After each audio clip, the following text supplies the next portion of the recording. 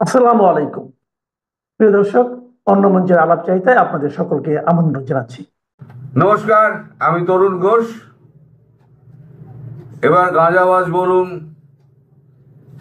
গাঁজাখোর বলুন, যা যা মনে চায় বলে যান, অবশেষে গরিবের কথা সত্যি হতে চলেছে।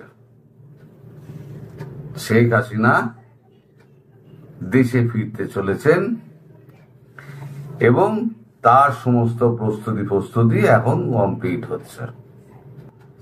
তবে খুব শিগগিরই, এই যে কদিন ধরে আমি আপনাদের বলছিলাম না যে একটা ব্যাকডোর চ্যানেলে একটা কথাবার্তা চলছে, কথাবার্তা যেটা হয়েছে, আপনাদের দেশে একটা ইন্টারিম গভর্নমেন্ট হবে। এই বাংলাদেশ এবং ইউএস কে বাদ দিয়ে যে কোনো তৃতীয় রাষ্ট্র এইখানে একটা ইন্টারিম গভর্নমেন্টের লোক ঠিক করে দেবে। সেই ইন্টারিম গভর্নমেন্টের অধীনে 6 মাসের মধ্যে নির্বাচন করা হবে। আমি বহু আগে বলেছি যে শেখ হাসিনা তিনি চাইলে, তিনি যদি মনে করেন যে আমি ফ্রেশ ম্যান্ডেট নিয়ে আবার আসব, তাহলে তিনি সেটা করতেই পারেন, ভারত আপত্তি করবে না। এটা তার ইচ্ছে। আমার সম্ভবত মনে হয় শেখ হাসিনার ইচ্ছাই পূরণ হতে যাচ্ছে। তিনি 6 মাসের মধ্যে তিনি দেশে ফিরবেন, 6 মাসের মধ্যে ইলেকশন ক্যাম্পেইন করবেন এবং ইলেকশন হবে। ওই ফেব্রুয়ারি আর মার্চের মধ্যে ইলেকশন হবে। তিনি আবার, আমার যা মনে হয়, এখন বীজ তো মাথার ওপর থেকে পায়ে নেমে গেছে, এখন তিনি 75 কি 70% ভোট নিয়ে তিনি আবার সিংহাসনে বসতে চলেছেন। এবং এইবার যে শেখ হাসিনা যে ফিরছেন, সেই শেখ হাসিনা কিন্তু পূর্বের শেখ হাসিনা নয়, আমি গ্যারান্টি দিয়ে বলতে পারি। তিনি কিন্তু এবারে কাউকে ইয়াদ করবেন না। আর এই যে দলে লোকজন ফিরেছিল না, যত সব জামাতি, হিজবুতি, সব ছাত্রলীগের মধ্যে, যুবলীগের মধ্যে সব ঢুকে বসেছিল, তাদের তো চেহারা এখন উন্মুক্ত হয়ে গিয়েছে। আমি তো বলি এটা একটা ভালো হয়েছে। ভালো হয়েছে এই কারণে যে শত্রুদেরকে চিহ্নিত করা গেছে। এবার অনেকেই আপনার দেশে বলছেন যে শেখ হাসিনাকে উৎখাত করার পেছনে ভারতের একটা মদত ছিল। কথাটা একদম ঠিক না। হ্যাঁ, ভারত কিছু কিছু ক্ষেত্রে ভারত বিরক্ত ছিল, এটা ঘটনা। যেমন তার আশেপাশে যে সমস্ত চরিত্রগুলো ঘুরে বেড়াতো, তাকে ভুল বোঝাতো। তিনি বলেছিলেন গণতান্ত্রিক পদ্ধতিতে আপনি মাঠ লেভেল থেকে লোক তুলে নিয়ে এসে আপনি রাজ্য শাসন করুন, দেশ শাসন করুন, তাহলে আপনার দেশের প্রকৃত মানে যারা দরিদ্র তাদের কাছে অব্দি সেবাটা পৌঁছবে, যেটা আমাদের দেশে আমরা করে থাকি। তা তিনি শোনেননি, সেটা তার ব্যাপার। তিনি তার পারিষদ নিয়ে তিনি রাজ্যপাট চালিয়েছেন, আর সমস্তটাই হচ্ছে ওই সচিব ভিত্তিক তার রাজ্যপাট চালানো। এখন সচিবরা দেখবেন কোন আবিষ্কারের মধ্যে কিন্তু সচিবরা নেই। পৃথিবীতে যত আবিষ্কার রয়েছে, কোন সেক্রেটারি, কোন ডিরেক্টর এরকম লেভেলের লোক করেছে? কাউকে দেখবেন না। তাদের মস্তিষ্ক আলাদা। আর সেক্রেটারি, এই ডিরেক্টর, যে লেভেলের সচিব পর্যায়ে লোক থাকে না, এরা শুধু এক্সিকিউশন করে। যা বলে দিল সেটা এক্সিকিউট করে দিল, এর বাইরে তাদের আর কোনো রোল নেই। ফলে যে আপনাদের দেশে যে ঘটনাটা ঘটছে, যে ভারতের একটা হাত ছিল, ভারতের এরকম মতো কোনো হাত ছিল না। ভারত যদি চাইতো অনেক কিছুই করতে পারত, কিন্তু ভারত ওদিকে ফিরেই তাকায়নি। এই যে আপনারা বলেন না পদে পদে এই রয়ের লোক, ওই রয়ের লোক, রয়ের লোক যদি এত অ্যাক্টিভ থাকতো তাহলে 2024 হতো না।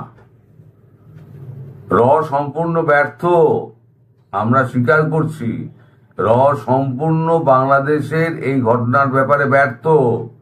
তার জন্য আমাদের এখানে রয়ের প্রচুর লোক মাথা থেকে একেবারে পা অব্দি সমস্ত চেঞ্জ হয়ে গেছে।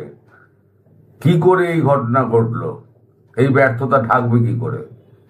ফলে র যে আপনাদের সব কন্ট্রোল করেন না, এই পাকিস্তানি আর বাংলাদেশি কিছু আছে, সবকিছুতে রয়ের লোক দেখেন। কেউ কিছু উল্টো কথা বললো তো রয়ের লোক বলে দাগিয়ে দিল, তো সেটা ঠিক না। র এর মধ্যে ছিল না। বাংলাদেশ যেটা হয়েছে, বাংলাদেশের স্বতঃস্ফূর্ত একটা আন্দোলন হয়েছে, এবং সেই আন্দোলনে যারা সাধারণ মানুষকে ভুল বুঝিয়ে নামানো হয়েছিল তারা এখন ভুল বুঝতে পেরেছেন, কিন্তু তারা প্রকাশ্যে অথবা লজ্জায় তারা স্বীকার করছেন না। আর এই রাতারাতি যারা এই আলবদর আর অমুক তমুক যারা মাথায় ফেটটি বেঁধে সব রাস্তায় নেমে গেছিল, তারা দেখছি সব আস্তে আস্তে পাল্টি খাচ্ছে। বুঝতে পারছে সময় খারাপ এসে গেছে, তাই এখন পাল্টি খাচ্ছে। সে আপনি শিল্পী থেকে সাংবাদিক বলুন পর্যন্ত বলুন, সব এখন অনেকেই দেখবেন সে লাল ফেসবুকে রং করেছিল, আমি শুনেছি, সে সমস্ত এখন পাল্টে গিয়েছে। এখন তারা এখন প্রো হাসিনা হতে চাইছেন। তা কেন হতে চাইছেন? তার মানে কিছু একটা ঘটছে। এই যে আপনাদের দেশে হঠাৎ গেল গেল গেল গেল ইউনূস গেল, আমি তো 1.5 মাস আগে থেকে বলছি ইউনূস ব্যাগ গোছা। আমারই বাংলাদেশে এক বন্ধু আমার থাম্বনেল করে দেয়। এখন তো বলার সময় নয়, বলতে পারবো না, বলার সময় আসুক, তাকে আমি সামনেও নিয়ে আসবো, আপনার সঙ্গে কথাও বলিয়ে দেবো, কিন্তু সে পেছন দিক দিয়ে এখন সাহায্য করে, সামনে আসে না। আমার যত থাম্বনেল দেখেন না, সে নিজে ইন্টারেস্ট নিয়ে আমাকে ফোন করে সাবজেক্ট ছেড়ে নিয়ে সে আমার থাম্বনেলটা তৈরি করে দেয়। তো সে অন্তত জানে যে আমি এটা 1.5-2 মাস আগে থেকে বলে যাচ্ছি, ইউনূস ব্যাগ গুছো, তোমার টাইম হয়ে গেছে। হ্যাঁ, তখন আমাকে প্রচুর লোকে নানান রকম গল্প টল্প বলতো, অনেক গাঁজাবাজ, মানে গল্পবাজ গাঁজাবাজ, কেজি কেজি গাঁজা খেয়েছে, অমুক তমুক। আপনারা 2 দিন বাদে লিখুন, আজকেও লিখুন, আমি আপত্তি করবো না, আজকেও লিখুন, কিন্তু 2 দিন বাদে আপনাদেরই লজ্জা হবে লিখতে। এর মধ্যে কিছু বুদ্ধিমান আবার দর্শক আছেন, তারা আবার লেখেন যে আপনি বলে যান, শেষ হাসি কিন্তু আপনি হাসবেন, আমরা বুঝতে পারি। বাংলাদেশের মানুষ এত সরল, তারা মনে করেন আমি আজকে যেটা বললাম কালকেই বোধহয় সেটা হয়ে যাবে। সেটা সম্ভব নয়। এটা একটা আলোচনার মধ্যে দিয়ে এই জিনিসগুলো হয়, সেই আলোচনাটা কানে আসে, সেই আলোচনাটা পাকবে, পেকে তারপরে তার পরিস্ফুটন ঘটবে, সময় লাগে, তো সেই সময়টুকু দিতে হবে। তো আমি যেটা 2 মাস আগে বলেছিলাম ইউনূস ব্যাগ গোছাতে, তা এখন ইউনূসকে সত্যি সত্যি ব্যাগ গোছাতে হবে, কারণ ইউএস এখন আর চাইছে না, মানে ইউএস এর কাছে ইউনূস এখন বোঝা হয়ে গেছে। তার তো যা নেওয়ার সে তো এখন জান্তা সরকারের সঙ্গে, মায়ানমারের সরকারের সঙ্গে বুঝে নিয়েছে, তার তো আর করিডোর লাগছে না। আর এদিকে শিব গড়তে তো বাঁদর করে ফেলেছে ইউনূস তার সরকারকে দিয়ে, সমস্ত সন্ত্রাসবাদীদের ছেড়ে দিয়ে দেশটার 12টা বাজিয়ে দিয়েছে। মুখ পুড়েছে কার? মুখ ইউনূসের যেমন পুড়েছে, তার থেকে বেশি পুড়েছে হচ্ছে আমেরিকার, ডিপ স্টেটের। এবার ডিপ স্টেট যদি ওখানে যায়, ডিপ স্টেটও লাথি মারবে। এখন শোনা যাচ্ছে তিনি হয়তো ওই টিউনিসিয়া এই সমস্ত কোনো জায়গায় গিয়ে, হয়তো আয়ারল্যান্ড, টিউনিসিয়া, এই সমস্ত জায়গায় গিয়ে হয়তো উনি মানে আশ্রয় নিতে পারেন। পাকিস্তানে যাবেন না, নিশ্চিন্তে থাকুন। এত পাকিস্তান প্রেম তো, এই যে আপনাদের বাংলাদেশি যত জিহাদি আছে, কেউ পাকিস্তানে যাবে না। এখন বঙ্গোপসাগরে ঝাঁপ দেওয়া ছাড়া তাদের আর কোনো উপায় নেই, কারণ শেখ হাসিনা বলে দিয়েছেন এবারে আমি কাউকে ছাড়বো না, কাউকে ছাড়বো না, এবং না ছাড়াই উচিত। এই যারা যারা এই চক্রান্তের সঙ্গে জড়িত তাদেরকে ব্যবস্থা করা। আর একটা কথা, সেটা হচ্ছে এটা হবে কি করে? এটা হবে এই করে যে আপনাদের যে সেনাপ্রধান, সেই সেনাপ্রধানকে ইউনাইটেড স্টেটস অফ আমেরিকা তাদের প্রতিনিধি মাধ্যম একটা বার্তা পাঠিয়ে দিয়েছে, সব ঠিকঠাক করো, সব ঠিকঠাক করো, শেখ হাসিনা ফিরছেন। ঠিকঠাক যদি না হয় তাহলে কপালে কিন্তু ওয়াকারের দুঃখ আছে। এমনি ওয়াকারের কপালে খুব দুঃখ আছে, জানি না শেখ হাসিনা হাতে পড়লে কি হবে, কিন্তু আমেরিকার কথা না শুনলে ওয়াকারের উপায় নেই। তাই আজকে আমি খবর পেয়েছি সকাল সকাল নাকি দরবার ডাকা হয়েছে। দরবার ডেকে তিনি বিশ্লেষণ করবেন সামগ্রিক পরিস্থিতি, এবং সেখানে 3 বাহিনীর প্রধান আছেন, তারা এখন সলা পরামর্শ করে তারা এখন যা ব্যবস্থা করার ব্যবস্থা করবেন, এবং ব্যবস্থার উপরে নজর রাখবে ভারত। যদি ব্যবস্থা ঠিকঠাক হয় তাহলে পরে শেখ হাসিনাকে ঠিক সময় মতো এখানে এনে পৌঁছে দেবে।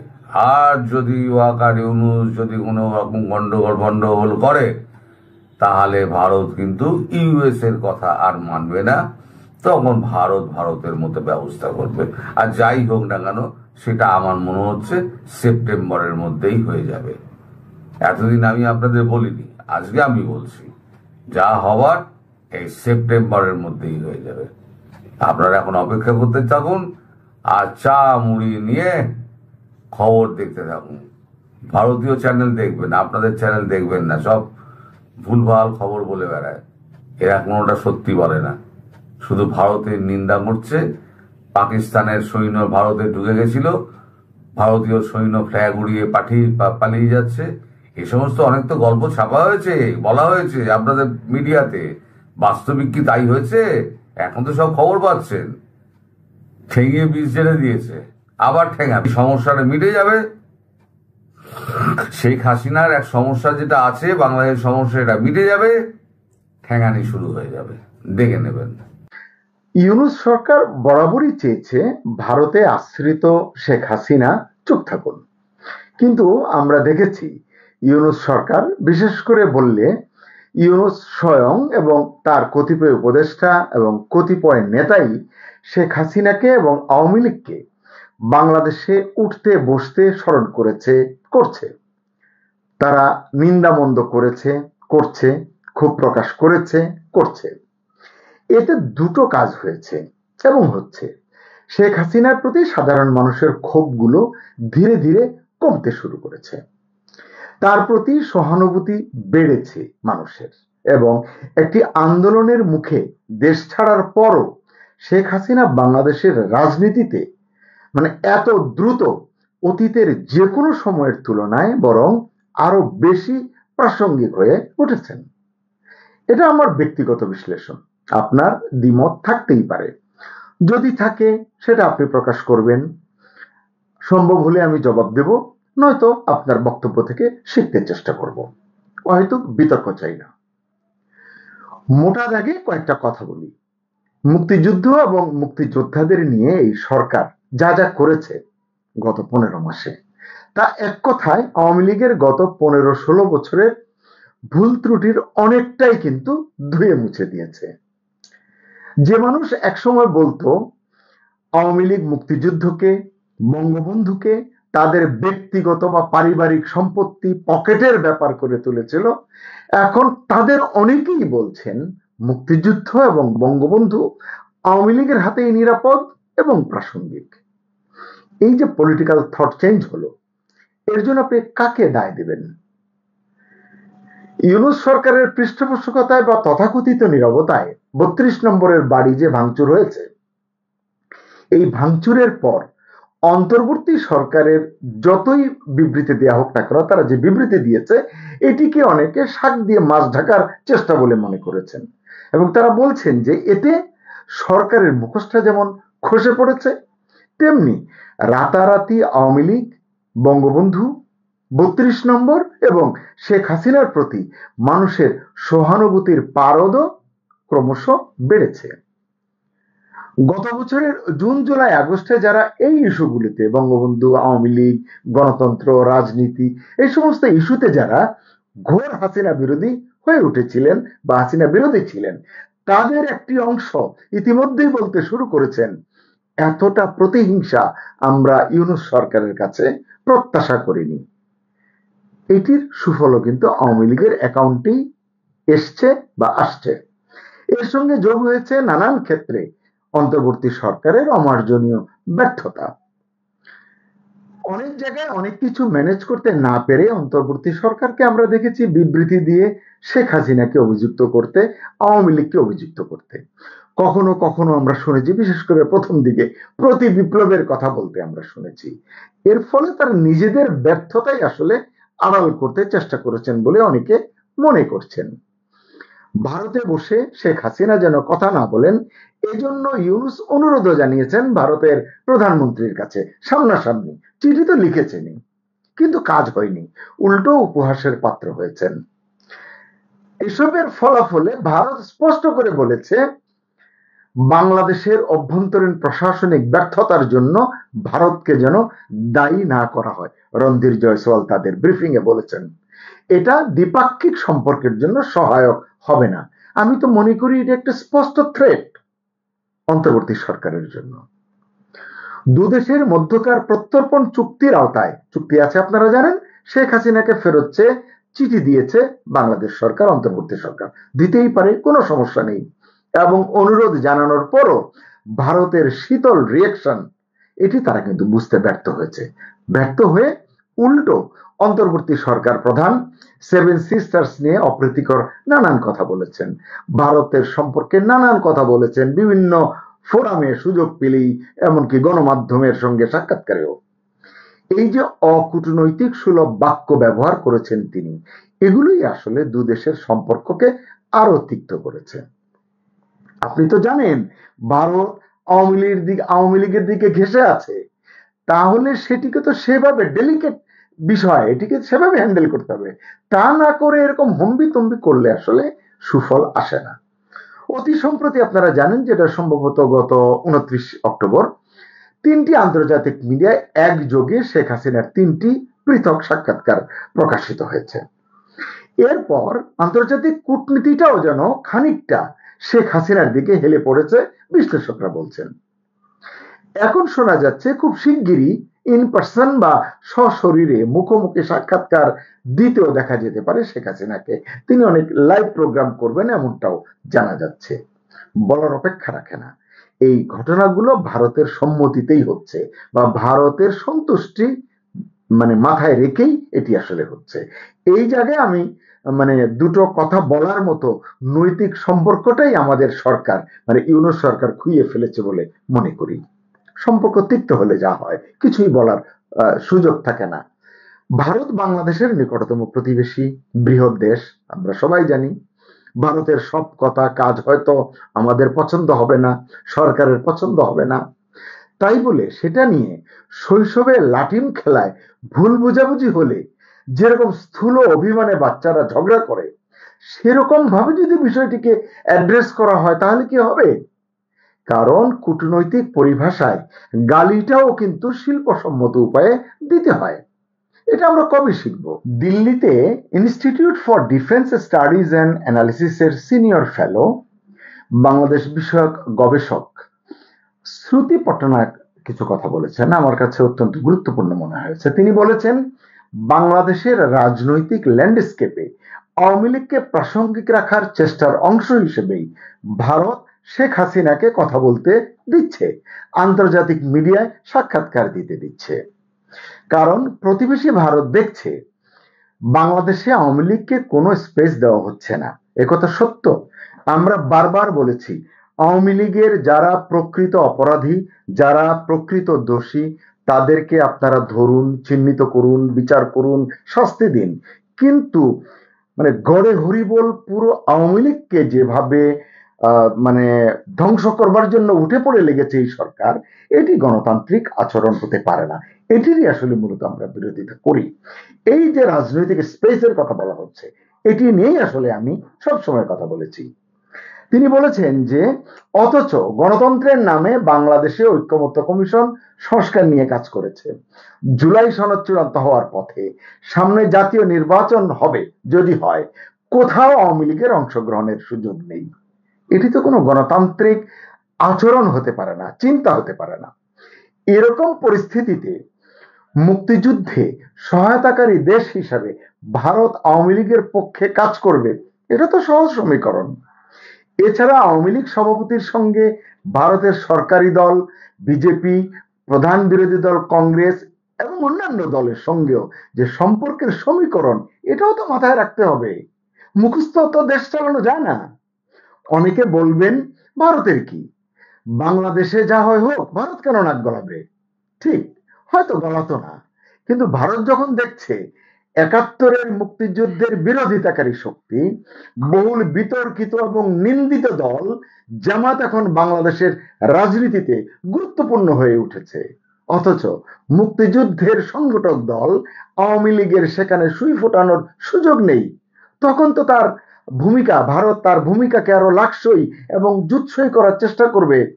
এটা বুঝতে না পারলে যারা দেশ চালানোর দায়িত্ব নিয়েছেন তাদের বুদ্ধি প্রজ্ঞা নিয়েই প্রশ্ন ওঠাটা স্বাভাবিক। ওই যে আমি বললাম, যে অপরাধী তার বিচার দিন না, সবাইকে কেন আপনি কচুকাটা করতে চাচ্ছেন?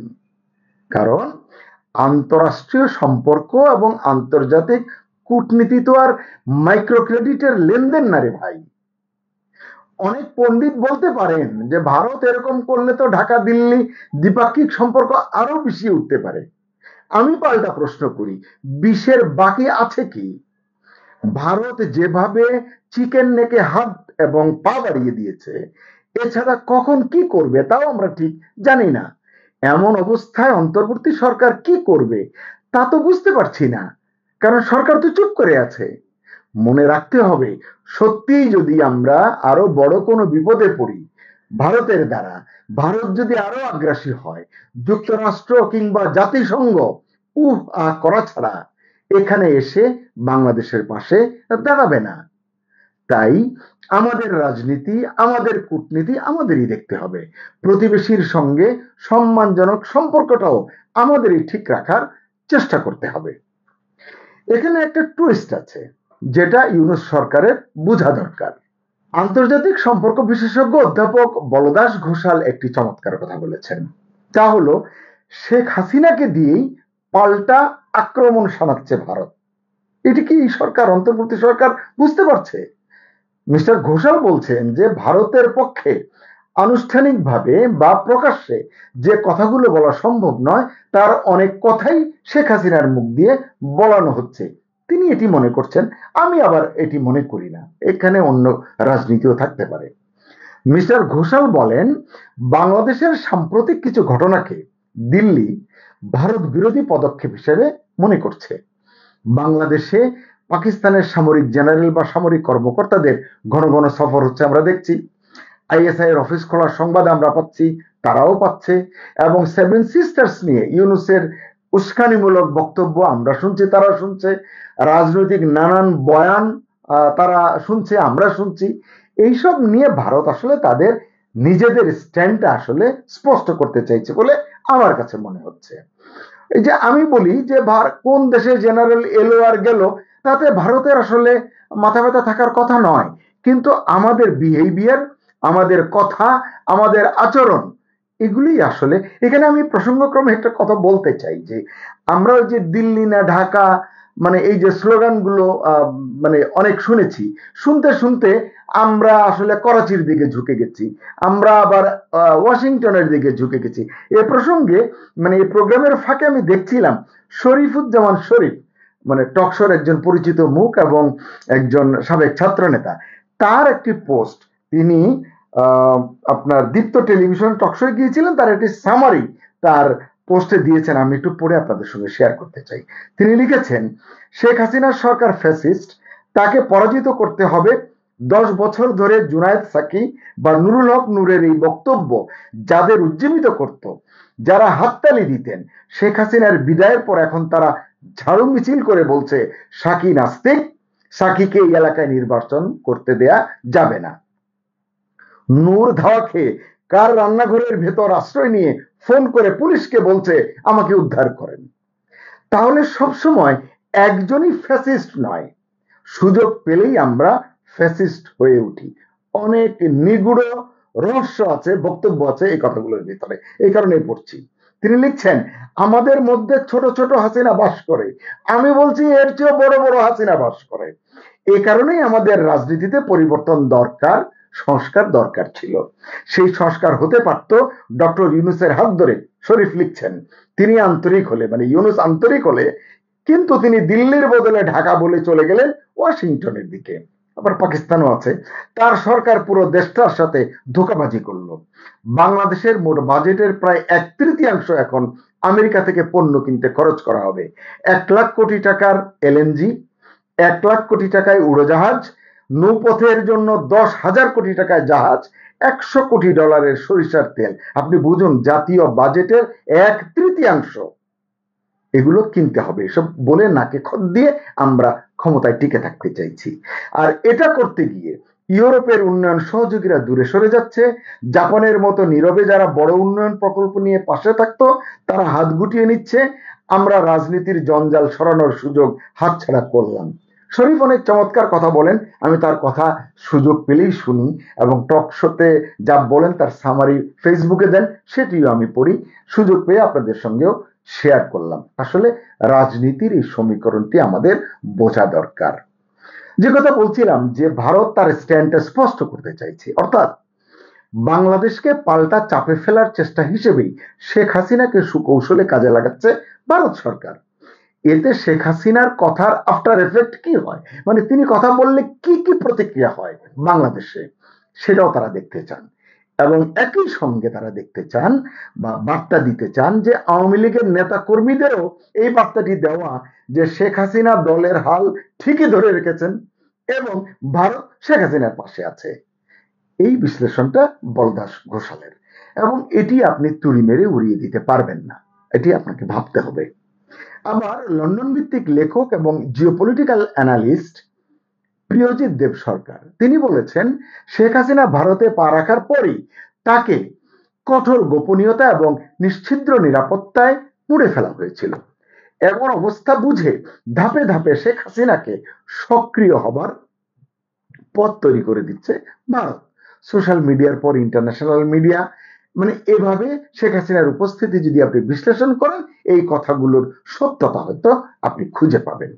শুধু তাই নয়, আওয়ামী লীগের নির্বাচিত কিছু নেতার সঙ্গে শেখ হাসিনার সরাসরি সাক্ষাৎ এবং বৈঠকও অত্যন্ত সুপরিকল্পিত বলেই মনে করা হচ্ছে।